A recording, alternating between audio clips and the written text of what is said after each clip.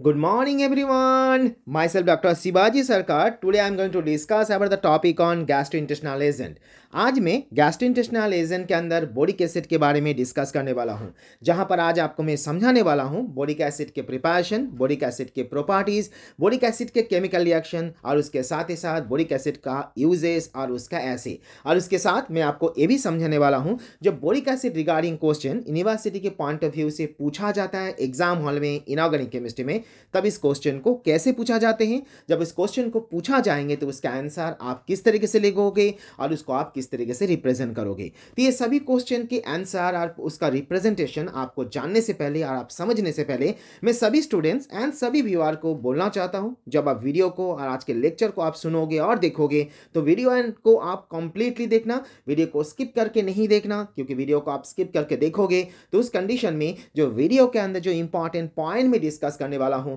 उस पॉइंट को आप समझ नहीं पाओगे। और वीडियो देखने के बाद प्लीज़ वीडियो को लाइक कर देना और उसके साथ ही साथ वीडियो को कमेंट करना और जितना हो सके वीडियो को आप प्लीज़ शेयर भी करना, क्योंकि आप जानते हो एक वीडियो बनाने के लिए बहुत ज़्यादा मेहनत लगते हैं और इसी रीजंस के लिए एक वीडियो देखने के बाद, इस लेक्चर को सुनने के बाद एक लाइक तो बनते ही है और आप एक लाइक डेफिनेटली करोगे। तो अभी हम लोग देख लेते हैं ये बोरिक एसिड की क्वेश्चंस कैसे पूछा जाते हैं। जब जनरली इस क्वेश्चन को यूनिवर्सिटी के पॉइंट ऑफ व्यू से आप सोचो और जब यूनिवर्सिटी लेवल में इस क्वेश्चन को पूछा जाते हैं तो इस क्वेश्चन को जैसे जब पूछते हैं तो क्वेश्चन को किस तरीके से पूछते हैं, तो क्वेश्चन को जो पूछा जाता है तो क्वेश्चन को दो तीन तरीके से पूछ सकते हैं। एक तो आपको ऐसा पूछ सकता है जो आप बोरिक एसिड के टोटल इनऑर्गेनिक केमिस्ट्री के बारे में लिखो, नहीं तो आपको ऐसे भी पूछा जा सकता है जो बोरिक एसिड को आप किस तरीके से प्रिपेयर करोगे, बोरिक एसिड के प्रॉपर्टीज क्या होते हैं और उसका यूजेस क्या होते हैं। नहीं तो आपको ऐसा भी पूछ सकते हैं जो बोरिक एसिड की आप ऐसे कैसे परफॉर्म करोगे उसके बारे में आप टोटल एक्सप्लेनेशंस करो। तो अभी हम लोग देख लेते हैं, जब ऐसे क्वेश्चन आपको पूछेंगे तो इसका आंसर आप क्या लिखोगे। जैसे मैंने लास्ट लेक्चर में भी आपको बोला था, जो हर एक इनऑर्गेनिक कंपाउंड की एक सिनोनिम होते हैं, तो डेफिनेटली बोरिक एसिड का भी कुछ सिनोनिम होना चाहिए। तो यहाँ पर हम लोग ऑब्जर्व कर पा रहे हैं जो बोरिक एसिड का भी कुछ सिनोनिम है, क्योंकि मैं यहाँ पर जो सिनोनिम के ऊपर ज़्यादा फोकस इसीलिए करने के लिए बोल रहा हूँ क्योंकि कभी कभार एग्जाम हॉल में सिनोनिम के ऊपर डिपेंड करके भी क्वेश्चन पूछा जाते हैं। क्योंकि आप जानते हो जो सिलेबस कॉपी में जो आप देखोगे यूनिवर्सिटी की, तो उस जगह पे आप देख पाओगे जो बोरिक एसिड लिखा गया है, लेकिन ऐसा कोई कंपलसरी नहीं है जो एग्जाम फाइनल एग्जामिनेशन में आपको सिलेबस के अंदर जो पॉइंट लिखा गया है उसके हिसाब से आई क्वेश्चन आपको पूछा जाएगा। दैट मीन्स मैं आपको ये बोलना चाह रहा हूँ, जैसे आप एग्जाम्पल के हिसाब से बोरिक एसिड को आप जानते हो जो इसका भी सिनोनिम है और इसको हम लोग मेनली तीन नाम से बुलाते हैं। एक तो आप बोरिक एसिड को एसिडम बोरियम के हिसाब से बुला सकते हो, आप बोरिक एसिड को ऑर्थोबोरिक एसिड से भी बुला सकते हो और बोरिक एसिड को आप यहाँ पर बोरासिक एसिड के हिसाब से भी कंसीडर कर सकते हो। तो आपको एग्जाम हॉल में पूछा जा सकता है आप यहाँ पर बोरासिक एसिड के प्रिपरेशंस लिख के दो, आपको ऐसा भी पूछ सकते हैं जो ऑर्थोबोरिक एसिड के प्रिपरेशंस लिख के दो, आपको ऐसा भी पूछ सकते हैं जो एसिडम बोरियम का प्रिपरेशन प्रोपर्टी या उसके ऐसे के बारे में लिख के दो। तो ऐसे क्वेश्चन आपको पूछे तो उस जगह पे आपको कंफ्यूज नहीं होना, क्योंकि आप यहाँ पर बोरासिक एसिड बोलो, आपका यहाँ पर ऑर्थोबोरिक एसिड बोलो, आप यहाँ पर एसिडम बोरियम बोलो, ये सभी के सभी किसका सिनोनिम है, ये सभी के सभी यहाँ पर बोरिक एसिड का ही सिनोनिम है। तो बोरिक एसिड के बारे में जब पूछे जो उसका आंसर आप जो लिखोगे वही सेम आंसर आप यहाँ पर जब आपको बोरासिक एसिड हो, ऑर्थोबोरिक एसिड हो और एसिड बोरियम हो, जो भी पूछे दोनों के आंसर आपको सेम ही लिखना। जनरली आप जब बोरिक एसिड को ऑब्जर्व करोगे तो ये माइल्ड टाइप की एसिड है और इसी रीजंस के लिए हम लोग इसे एंटीसेप्टिक के हिसाब से, हम लोग इसे इंसेक्टिसाइड्स के हिसाब से और इसे हम लोग यहाँ पर फ्लेम रिटार्डेंट के हिसाब से भी यूज़ करते हैं। ये जो बोरिक एसिड है ये boric acid mainly colourless crystal है और कभी कभार ये व्हाइट कलर के पाउडर में भी अवेलेबल होते हैं और इसे आप सॉल्युबिलिटी को ऑब्जर्व करोगे तो ये वाटर के अंदर बहुत ज़्यादा ही मात्रा में सॉल्युबल होते हैं। तो बोरिक एसिड का भी कुछ केमिकल फॉर्मूला है और जब आप केमिकल फॉर्मूला को ऑब्जर्व करोगे तो उस जगह पे आप ये देख पाओगे जिसका जो केमिकल फॉर्मूला है, ये केमिकल फॉर्मूला है H3BO3 और कभी कभार इस H3BO3 को हम लोग BOH होल 3 के फॉर्म में भी लिखते हैं। तो यहाँ पर हम लोगों ने ऑब्जर्व किया जो बोरिक एसिड को किस तरीके से आप रिप्रेजेंट कर सकते हो, बोरिक एसिड का केमिकल फॉर्मूला क्या है और बोरिक एसिड को हम लोग कौन से जगह पे यूज़ कर सकते हैं। अभी जो आप पिक्चर यहाँ पर देख पा रहे हो, इस पिक्चर में मैं आपको ये दिखाना चाह रहा हूँ जो बोरिक एसिड देखने में एक्चुअली क्या होते हैं, क्योंकि जब आप लैब में जाओगे आपका और उसके साथ ही साथ आप जब मार्केट में से बोरिक एसिड को परचेस करोगे तो ये जो पिक्चर आप देख पा रहे हो, जिस पिक्चर के अंदर बोरिक एसिड को आप जैसे देख पा रहे हो, ऐसा ही आप मार्केट में जब परचेस करोगे बोरिक एसिड को, नहीं तो लैब में आप जो बोरिक एसिड को देखोगे इस तरीके से आप उसे देख पाओगे। हर एक कंपाउंड की कुछ मॉलिकुलर वेट होते हैं, बोरिक एसिड का भी कुछ मॉलिकुलर वेट है, और बोरिक एसिड की जो मॉलिकुलर वेट है वो मॉलिकुलर वेट है 61.83। और जैसे मैंने लास्ट लेक्चर में भी आपको समझाया था, जो हर एक कंपाउंड का कुछ स्टैंडर्ड भी होते हैं, तो बोरिक एसिड का भी कुछ स्टैंडर्ड है, और कौन सी कंडीशन में इसे हम लोग एज अ स्टैंडर्ड के हिसाब से कंसीडर कर सकते हैं। सो उसका आंसर क्या होना चाहिए? उसका आंसर ये है, जो it should consider as an standard in that condition whenever they are not contain less than 99.5% and not more than 100.5% of boric acid. ऐसा कंसिडरेशन हुआ तो उस कंडीशन में आप उसे एज ए स्टैंडर्ड के हिसाब से कंसीडर कर सकते हो। सो अभी क्वेश्चन ये जनरेट हो रहा है, जब इसका प्रॉपर्टीज को आप देखोगे तो इसके अंदर आप कौन से टाइप के प्रॉपर्टीज देख पाओगे। जैसे आप सभी जानते हो, हर एक कंपाउंड की दो प्रॉपर्टीज होते हैं, एक तो आप उसे फिजिकल प्रॉपर्टी के हिसाब से कंसीडर करते हो, और एक को हम लोग उसे कौन से टाइप की प्रॉपर्टी बोलते हैं, और एक को हम लोग उसे केमिकल प्रॉपर्टी के हिसाब से कंसीडर करते हैं। तो बोरिक एसिड के अंदर भी कुछ फिजिकल प्रॉपर्टी है और उसके साथ ही साथ कुछ केमिकल प्रॉपर्टी भी है। तो अभी हम लोग देख लेते हैं इसका फिजिकल प्रॉपर्टी क्या है। जैसे मैंने अभी बोला, जो बोरिक एसिड है, ये बोरिक एसिड क्रिस्टलाइन है, तो ये क्रिस्टलाइन इन द सेंस आप समझ सकते हो, जो ये सॉलिड है तो इसीलिए क्रिस्टल है, ये ऑरल लेस है, और उसके साथ ही साथ ये वाटर, हॉट वाटर के अंदर बहुत ज़्यादा ही सॉल्युबल होते हैं। और जब आप इसे ऑब्जर्व करोगे फ्रीली सॉल्युबिलिटी, तो ये फ्रीली सॉल्युबल भी वाटर के अंदर आप इसे देख पाओगे। और जैसे मैंने अभी बोला, इसका जो मेल्टिंग पॉइंट और इसका जो मॉलिकुलर मास है, तो इसका मैंने अभी बोला जिसका मॉलिकुलर मास जो है वो 61.83 है, और इसका मेल्टिंग पॉइंट आप यहाँ पर 170.9 डिग्री सेल्सियस देख पाओगे। तो यहाँ पर मैंने आपको समझाया जो बोरिक एसिड के अंदर आप कौन सी टाइप की फिजिकल प्रॉपर्टी देख पाओगे। तो अभी क्वेश्चन ये जनरेट हो रहा है, जो हम लोग बोरिक एसिड के अंदर कौन सी टाइप की केमिकल प्रॉपर्टी देख पाएंगे। तो यहाँ पर हम लोग अभी डिस्कस करने वाले हैं बोरिक एसिड की कुछ केमिकल प्रॉपर्टी के बारे में। तो अब आप बोरिक एसिड को हीट करते हो एट 170 डिग्री सेल्सियस टेम्परेचर, तो बोरिक एसिड डिग्रेड कर जाते हैं, बोरिक एसिड डिकम्पोज हो जाते हैं, और डिकम्पोज होने के बाद ये मेटाबोरिक एसिड में कन्वर्ट हो जाते हैं। जैसे आप यहाँ पर देख पा रहे हो, जो बोरिक एसिड को हम लोगों ने यहाँ पर 170 डिग्री सेल्सियस में हीट किए, और हीट करने के बाद वो यहाँ पर मेटाबोरिक एसिड में कन्वर्ट हो रहा है। और यही मेटाबोरिक एसिड को आप 300 डिग्री सेल्सियस टेम्परेचर में हीट करोगे, तो उस कंडीशन में मेटाबोरिक एसिड डिग्रेड करने के बाद और डिकम्पोज होने के बाद वो टेट्राबोरिक एसिड के अंदर कन्वर्ट हो जाएंगे, जिसकी फॉर्मूला आप यहाँ पर देख पा रहे हो H2B4O7 है। और जब इस टेट्राबोरिक एसिड को आप मोर देन 330 डिग्री सेल्सियस के ऊपर हीट करोगे, तो उस कंडीशन में ये बोरोन ट्राइऑक्साइड में कन्वर्ट होंगे। इसका मतलब ये हो रहा है, जो बोरिक एसिड को आप थर्मली डिकम्पोज कर सकते हो, और जब उस थर्मली उसे डिकम्पोज करोगे तो उस कंडीशन में आप उसे अलग अलग टेम्परेचर अप्लाई कर सकते हो, और जब उसे 170 डिग्री सेल्सियस टेम्परेचर अप्लाई करोगे तो वो बोरिक एसिड आपका क्या कन्वर्ट हो जाएंगे, आपका बोरिक एसिड यहाँ पर मेटाबोरिक में कन्वर्ट होंगे। और यही मेटाबोरिक को जब आप 300 डिग्री सेल्सियस टेम्परेचर में हीट करोगे तो किस में कन्वर्ट होंगे, उस जगह पे वो यहाँ पर टेट्राबोरिक एसिड में कन्वर्ट होंगे। और यही टेट्राबोरिक एसिड को जो आप 330 डिग्री सेल्सियस टेम्परेचर में हीट करोगे, तो उस कंडीशन में आप यहाँ पर बोरिक एसिड को किस में कन्वर्ट होते देखोगे, आप यहाँ पर उसे बोरोन ट्राइऑक्साइड में कन्वर्ट होते देखोगे। तो यहाँ पर हम लोगों ने ऑब्जर्व किया, जिसको थर्मली डिकम्पोज करके हम लोग अलग अलग टाइप की प्रोडक्ट को जनरेट कर सकते हैं। कंडीशन है आपको अलग अलग टाइप के टेम्परेचर अप्लाई करना है। So boric acid can also react to the alcohol,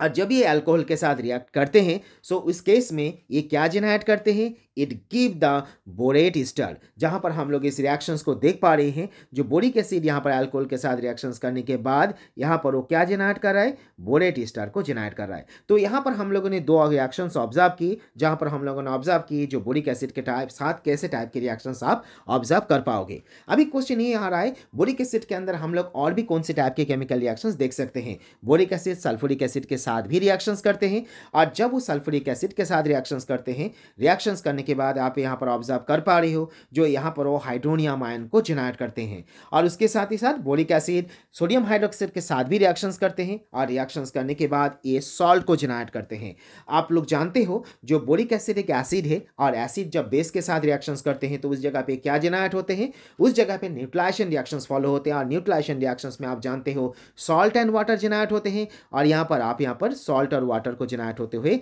देख पा रहे हो। और उसके साथ ही साथ आप ये भी जानते हो जब बोरिक एसिड को हम लोग कैल्शियम फ्लोराइड के साथ रिएक्शंस करेंगे in the presence of sulphuric acid, तो इस केस में बोरिक एसिड किस में कन्वर्ट हो जाएंगे? Boric acid can be converted into boron trifluoride. तो यहाँ पर मैंने आपको समझाया जो बोरिक एसिड के अंदर आप फिजिकल प्रॉपर्टी, और उसके साथ ही साथ आपको मैंने ये भी समझा दिया जो बोरिक एसिड के अंदर आप कौन सी टाइप के केमिकल प्रॉपर्टीज ऑब्जर्व करोगे। इस पॉइंट ऑफ व्यू से मैं सभी स्टूडेंट्स को ये बोलना चाहता हूँ जब आप केमिकल प्रॉपर्टीज को लिखोगे एग्जाम हॉल में, तो उस केस में आपको ये जो रिएक्शंस मैंने आपको यहाँ पर समझाया, हर एक रिएक्शंस को आपको बहुत ही ज़्यादा परफेक्टली एंड बहुत ही ज़्यादा प्रॉपर्ली आपको एक्सप्लेनेशंस करना है। अभी क्वेश्चन जेनरेट हो रहा है जो बोरिक एसिड को जब हम लोग ऑब्जर्व करेंगे तो बोरिक एसिड के अंदर हम लोग किस तरीके से उसकी जो प्रिपरेशंस आप कर पाओगे। जैसे आप जानते हो हर एक कंपाउंड को अलग अलग तरीके से हम लोग प्रिपेयर कर सकते हैं, तो डेफिनेटली बोरिक एसिड को भी हम लोग अलग अलग तरीके से प्रिपेयर कर सकते हैं। जो सबसे पहले जो रिएक्शंस आप ये देख पा रहे हो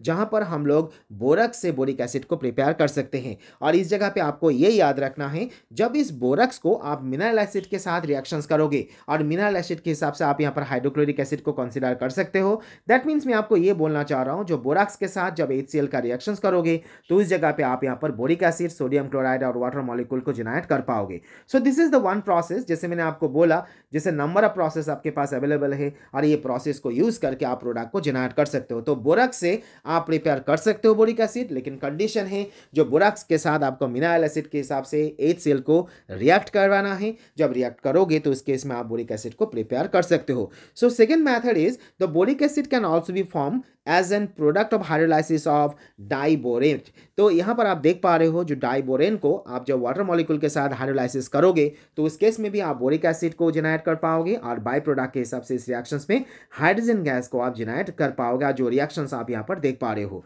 और जो थर्ड प्रोसेस आप देख रहे हो, इस प्रोसेस में से आप बोरिक एसिड को प्रिपेयर करना चाहते हो